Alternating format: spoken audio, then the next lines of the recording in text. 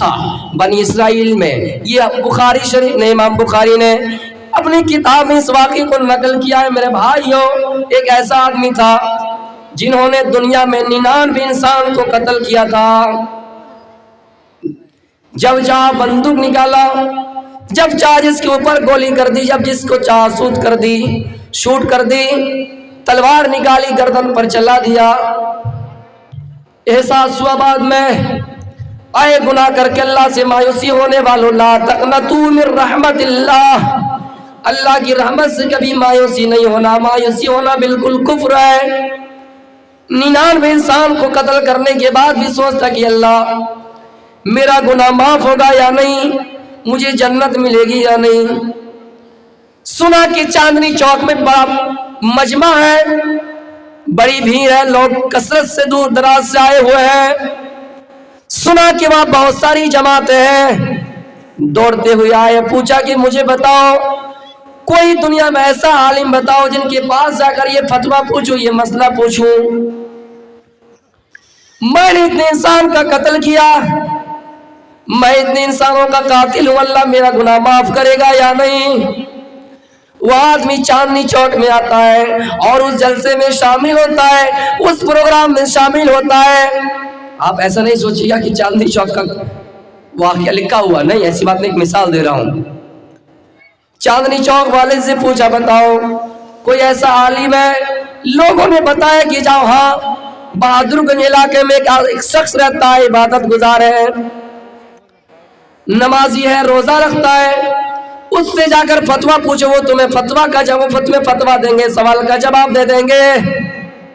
وہ آدمی بہادر گنج کی سرزمین پہ جاتا ہے، اس نمازی سے، اس روزے دار سے، اس راہب سے پوچھتا ہے کہ میں نے اتنے انسانوں کا قتل کر دیا، خون کر دیا، مرڈر کر دیا، کہ اللہ میرے گناہ کو معاف کریں گے اور مجھے جنت دیں گے؟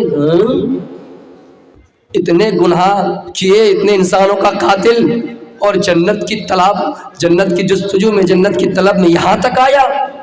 یہ کیسے ہو سکتا؟ نہیں، جاؤ، اللہ معاف کرے گا نہیں، تمہارا مقدر جہنم ہے، تم جہنم میں جا کر رہو گے، یہ کہہ دیا. ایک بات یاد رکھیے، عابد تھا، عالم نہیں تھا، جانکار آدمی نہیں تھا. اگر جانکار آدمی ہوتا تو کیا کہتا؟ نہیں، اللہ معاف کر دیں گے، اللہ غفور رحیم ہے. لیکن کیا کہا؟ نہیں، معاف نہیں کریں گے. اس کو بڑا غصہ آیا کہ امی نے، میں اتنے دور سے چل کے آیا، تمہیں کچھ تو راستہ بتانا چاہیے، کچھ گنجائش بتانی چاہیے تھی، تم بتا رہے ہو کہ اللہ تمہیں جہنم دے کر ہی رہے گا، تلوار نکل، اس کو مار دو. اس کو اڑا دیا. کتنے آدمی کا قاتل ہو گئے؟ 100 آدمی کا. چلو جہنمی ہو گئے. پھر من میں سوچتا کہ اللہ کوئی ایسا اور عالم بتا دیجئے، کوئی ایسا عالم کا راہ بتلا دیجئے. پھر لوگوں کے پاس جاتا اور کہتا نہیں. من میں یہی سوچ بھٹکتی رہتی کہ اللہ کہیں کسی طرح مجھے جنت مل جائے، میں اتنے گناہ کر چکا، اتنے انسان کا قتل کر چکا ہوں. پھر ایک میٹنگ میں جاتا ہے، پھر ایک مجلس میں جاتا اور لوگوں سے پوچھتا ہے کوئی ایسا عالم بتاؤ. لوگوں نے بتایا جاؤ کشن گنج کی سرزمین پر، وہاں پر ایک بڑے عالم ہے، بڑا جلسہ وہاں پہ ہوتا ہے، بڑی میٹنگیں ہوتی ہے، بڑا مجمع جمع ہوا ہے، وہیں پہ جاؤ، اس عالم کے پاس جاؤ، تمہیں جواب دے دیں گے، تمہیں جواب دے دیں گے. وہ آدمی پھر نکلتا ہے اور نکلنے کے بعد بالکل آدھا ہی راستہ کراس کیا تھا کہ ان کی موت آ گئی، پہنچ نہیں پایا. جب موت آ گئی، رحمت کا فرشتہ ان کے پاس آیا، عذاب کا فرشتہ ان کے پاس آیا، جنت لے جانے والا فرشتہ آیا، جہنم لے جانے والا فرشتہ آیا. دنیا میں آپ مریے گا، جب آپ کی موت ہو جائیں گی، اگر آپ جہنمی ہیں تو عذاب کا فرشتہ آئے گا، جنتی ہے تو رحمت کا فرشتہ آئے گا.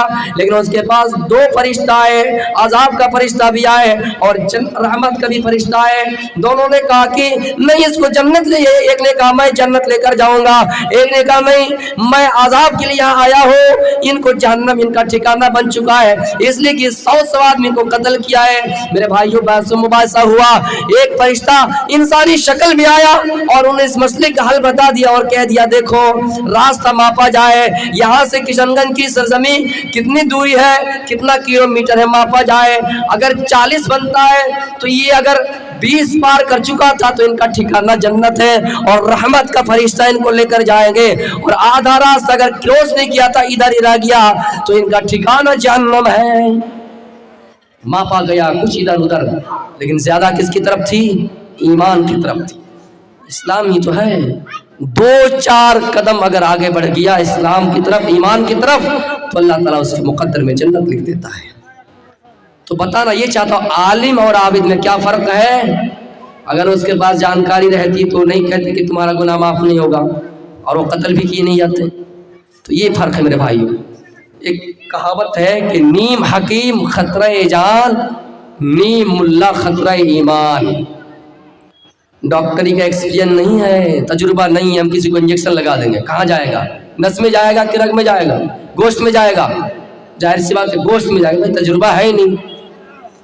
उसी तरह कोई मुल्ला अगर जानता नहीं है, फतवा दे रहा है, तो आपका ईमान खतरे में जाएगा, ना कि आप अच्छाई की तरफ जाएंगे। इसलिए ज़रूरी है कि जब किसी से फतवा पूछा जाए, जब किसी से मसला पूछा जाए, तो ये देखा जाए कि वो जानकार कितने हैं। और जब कोई फतवा दे, सवाल का जवाब दे, उसको ये सोचना चाहिए कि मैं जानता हूँ कि नहीं जानता हूँ। मेरे भाइयों, अगर वो जानता है तो उनको जवाब देना चाहिए, अगर नहीं जानता है तो खामोशी रहना इख्तियार है। बेहतर है कि खामोश रहा जाए। इत्तखज़न नास रुऊसन जुहाला, जब ऐसे लोगों से फतवा तलब करने लगे, आलिमों को छोड़कर ऐसे लोगों से फतवा तलब करने लगे, और वो अगर जवाब दे बगैर इल्म के, पढ़ा नहीं है, जानता नहीं है, फज़ल्लू वाज़ल्लू, वो खुद गुमराह हो जाएंगे और लोगों को भी गुमराह कर देंगे।